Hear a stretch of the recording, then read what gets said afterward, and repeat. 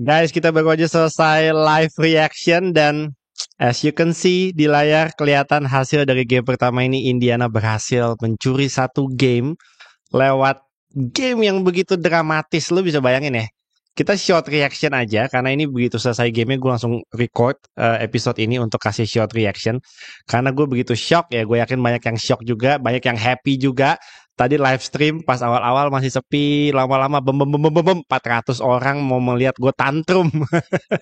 Tapi game ini ya kita mau melihat dari angle yang manapun Indiana Pacers gue harus kasih jempol, 2 jempol, 3 jempol, 4 jempol, 5 jempol kalau perlu buat fighting spirit mereka ya. Mereka nunjukin lagi dan lagi dan lagi kalau mereka nggak akan pernah bisa nyerah. Walaupun mereka di game ini melakukan 24 kali turnovers, tapi akhirnya mereka benar-benar bisa ngejaga ketinggalan. Ujung-ujungnya lu bayangin ya. Satu game itu 48 menit.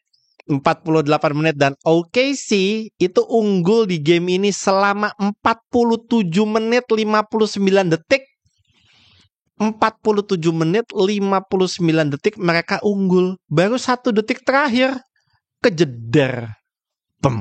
Dicok langsung sama Hali. Akhirnya benar-benar satu-satunya keunggulan Pacers di game ini yaitu cuma dari setelah tembakan Hali itu tadi. Kita lihat ya, kalau misalnya teman-teman belum lihat, coba kita lihat highlights-nya. Siakam hari ini mainnya keren, walaupun di awal-awal juga dia masih berusaha untuk menemukan ritmenya. Grogi-groginya mah pasti ada. Semua pemain, nggak cuma Indiana, OKC juga sama. Walaupun defense tadi memang bagus banget ya. Bakat maling, copet pemain-pemain OKC, tapi di kuarter ketiga dan keempat gue melihat Indiana justru yang secara flow offense-nya lebih ngalir, udah mulai cair tuh. Semua ball movement-nya lebih enak, gap-gapnya udah bisa nembusnya juga lebih enak gitu ya, celah-celahnya semua bisa ditembus. Ya oke sih mungkin terlalu all out main defense-nya di 3 kuarter 4 sih udah mulai kedodoran banget. Tapi shout out buat gue harus mention pemain-pemain gak cuma Hali. Game winnernya Hali memang menjadi poin terpenting buat Indiana Pacers. Tapi kalau teman-teman nonton dari awal, paling nggak dari kuarter 3 dan bagaimana Indiana bisa ngejar OKC, mungkin lo akan memberikan apresiasi lebih ke pemain-pemain kayak Obi Toppin, kayak Miles Turner, Nembhard, Siakam, dan juga Nesmith. Pemain-pemain yang sampai TJ McConnell juga dengan passing-passing yang selalu on point. Kita melihat semua pemain Indiana Pacers benar-benar berkontribusi. Semua starting five-nya skornya double digit. Off the bench ada Obi Toppin yang 17 poin. Gue kasih lihat mungkin sekilas ya box score-nya biar teman-teman bisa lihat seberapa balance-nya Indiana Pacers di game ini. Kita lihat starting five. Gue kotakin starting five-nya semua poinnya double digit. Lalu off the bench ada Obi Toppin yang masih bisa mencetak 17 poin off the bench. Lalu kalau gue scroll ke bawah lagi, semua pemain yang diturunin sama Rick Carlisle semua nyetak angka. Bahkan sampai Ben Shepherd. Cuma main 9 menit tapi bisa 3 poin. Thomas Bryant main 8 menit bisa 5 poin. Jadi sekecil apapun kontribusi mereka pemain-pemain Pacers ini, kelihatan sekali impact-nya di game ini. Mereka mengerti role-nya masing-masing. Itu adalah identitas dari Pacers sepanjang playoff ini, man. Di series lawan Milwaukee Bucks mereka membuktikan mereka bisa comeback. Di series lawan Cavs mereka comeback. Di series lawan Knicks mereka comeback. Dan akhirnya di final, di game pertama, walaupun baru 1 game, tapi mereka sudah membuktikan bahwa mereka bisa comeback. Dan siapapun lawannya, tidak peduli unggulnya misalnya di angka-angka nanggung tuh ya, 9 poin, 11 poin, 13 poin, mereka bisa ngejar. Tadi begitu gue lihat waktu tinggal 2,5 menit, poinnya udah tinggal, keunggulannya tinggal 9 poin, gue bilang gak enak nih feeling gue nih.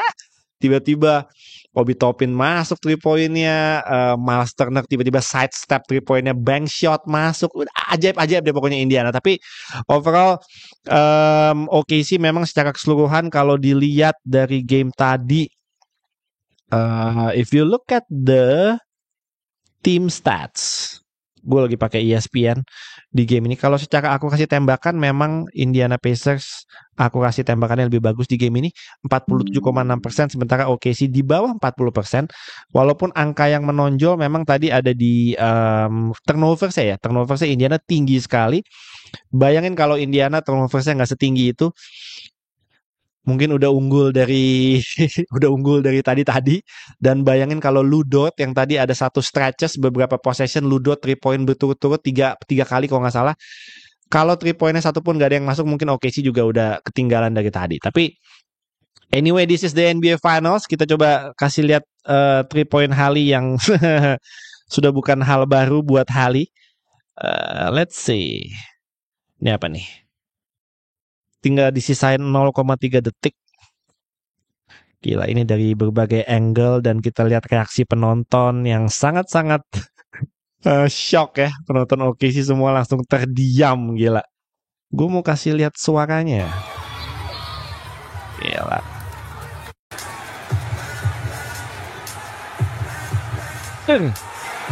Gila sih. Bener-bener level of confidence Hali sih. Lo lihat sepanjang game ya. Lo lihat sepanjang game. Sepanjang game itu nobar di Indiana nih, nobar di Indiana.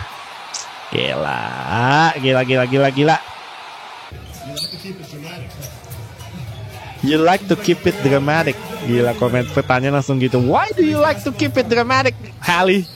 What the hell, bro? What the hell? He takes his time. He goes. He's not afraid of the moment. He is the That was moment. tough. That was tough. Tyrese Haliburton has been. That was tough, bro. Final seconds, no fouls to get him. Ini apakah emang udah takdirnya Pacers gak sih? Lo kalau ngeliat ya, bukan gue sebagai fans OKC, tapi sebagai fans NBA yang melihat lagi dan lagi Pacers bisa melakukan comeback sepanjang playoff ini.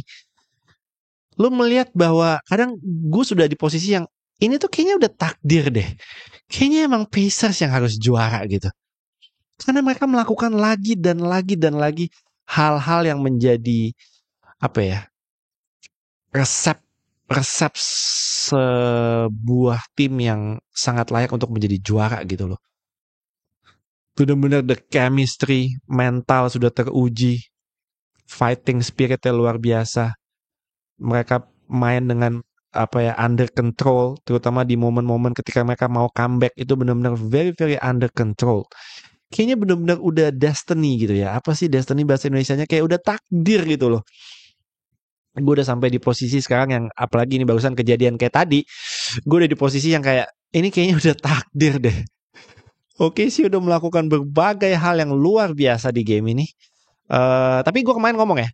Gue kemarin ngomong ketika gue mempreview di Ngobrol NBA kemarin episode 175. Gue bilang bahwa satu tugasnya Indiana adalah they know, mereka tahu mereka mungkin nggak bisa nge-stop Shea. Shea akan dapat apapun yang dia mau. Dia akan menuju ke spot manapun yang dia mau. Dia bakal dapetin semua shot yang dia mau. Tapi satu kunci buat Pacers untuk bisa mengalahkan OKC adalah stop J-Dub dan juga Chat. Karena kalau OKC poin-poinnya hanya bergantung dari Shea, OKC itu sangat-sangat rapuh. Sangat-sangat rapuh kalau Chat dan juga J-Dub tidak bisa berkontribusi maksimal. Apa yang dilakukan sama Indiana Pacers, walaupun turnover-nya mereka banyak, tapi apa yang bisa dilakukan sama Indiana Pacers untuk melimit kontribusi poin dari Chat dan juga J-Dub. Kita lihat ya.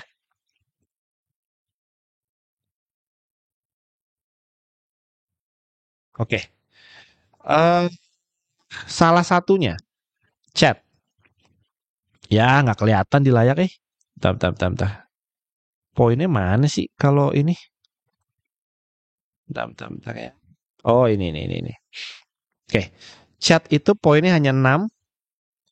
J-Dub ya nggak jelek sih, tapi 17 poin. Tapi akurasi tembakannya itu di bawah 30%. Di bawah 33%. 6 dari 19. Chat itu hanya 2 dari 9.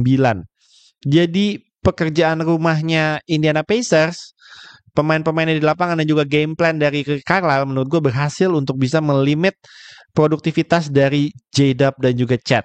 Bener-bener yang poinnya banyak itu hanya Shea. Kalau dilihat dari distribusi poinnya juga kelihatan. Ini Ludot 15 poin semuanya dari 3 point. 5 dari 9. Ini kalau nggak ada Ludot nih. Kalau Ludot nggak 15 poin udah kelar dari tadi nih. Asli. Off the bench, Hartenstein, Alex Caruso 11 poin, 9 poin. Udah yang lainnya mungkin nggak poin ya, gue coba cek ya. Yang lainnya ya ada kontribusi very minimal dari Isaiah Joe 5 poin, Aaron Wiggins 3 poin, AJ Mitchell bahkan tadi dapat playing time juga walaupun gak lama, hanya 4 menit supaya Shea bisa istirahat bentar. Tapi again respect man buat Pacers.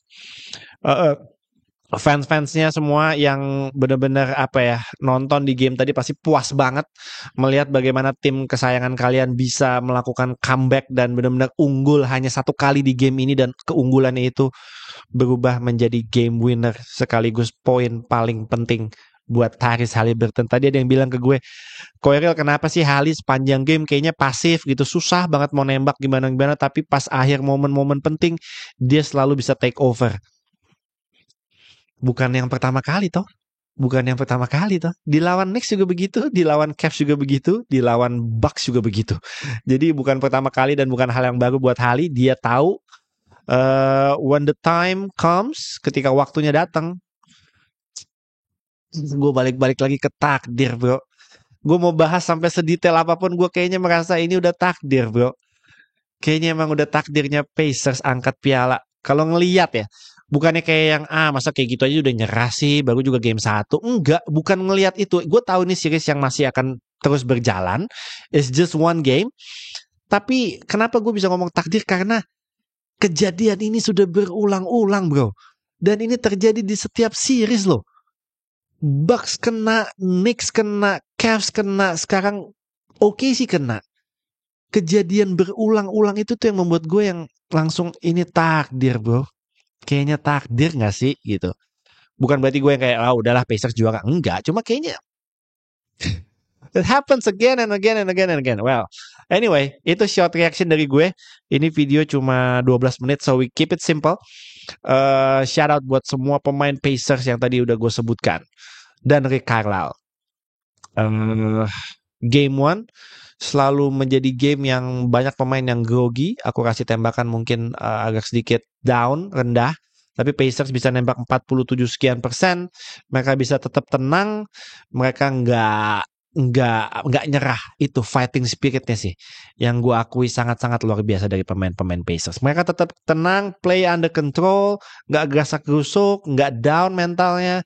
Keren, asli keren. Kemenangan yang sangat layak didapatkan oleh Indiana Pacers. Mereka unggul 1-0 dari OKC Thunder. Berhasil nyolong 1 game di Paycom. Keren, asli keren banget. This is the NBA Finals. Seru. Game pertama kita disuguhkan oleh game yang seru, thriller sampai dengan detik-detik terakhir. Nggak kecewa lah ya nontonnya ya. Nggak kecewa ya. Oke, guys, itu aja short reaction dari gue. Kita ketemu di game selanjutnya. Mungkin gue akan nobar di game kedua. Nanti gue akan umumkan juga jadwalnya.